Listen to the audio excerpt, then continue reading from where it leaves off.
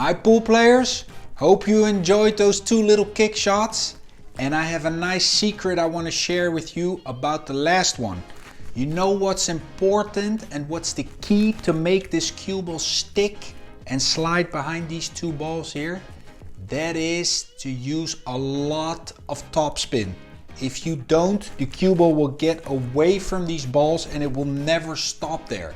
Because what a lot of maybe amateur players don't realize, the top spin that's on the ball, it keeps spinning and turning and turning, and when it hits this rail, it actually reverses, and now the top spin becomes a stop shot, or actually sometimes even a draw shot. So if you put enough top spin and speed also in this three railer on this ball, it will actually do that, send that one away, and the cue ball will stay there nice and crisp. But there's another tip that I want to share with you, and that's a mental tip, because it's actually a trap.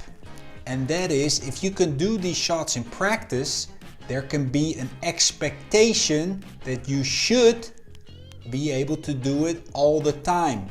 And you know what happens with an expectation?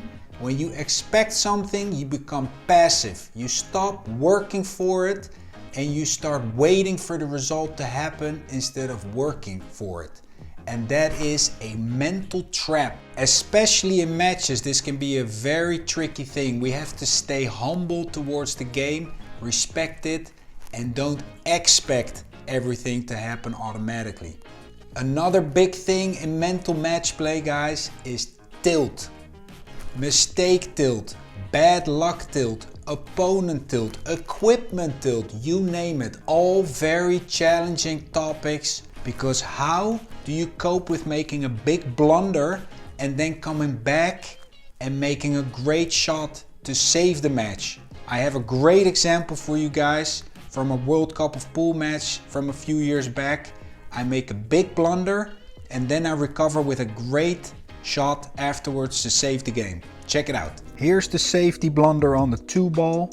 I underhit that stroke, wasn't sure if I wanted to roll it behind the 6 off the rail or stop it. I came with a poor stroke and that cost us the rack, and now it went 8-8 instead of 9-7. So I was suffering there from mistake tilt, but I caught myself and I said my next inning at the table will be my best inning.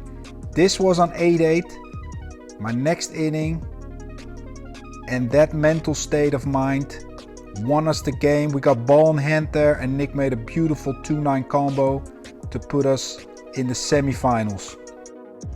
And that's exactly the reason why I've made this new course, Mental Match Play for competitive pool players, to deal with the mental traps and all the tilt, and you can stay in balance and correct yourself in the match itself. So you could make a mistake, but you can correct and come back and actually play a great shot in your next inning. That's all about mental power, strength, and a comeback state of mind, which you can train. So let's have a look at the curriculum and what you can take away from this course. So here you can see the overview of the course. And as you can see, there's the expectations versus goals, that's the solution. Comparing yourself to others, very dangerous. A whole bunch of tilt plus the solution, guys. Then also two very strong topics, shame and projection and open wounds. Stuff that players don't like to talk about, but that they carry on their backs for years. Bad losses, shame, embarrassment.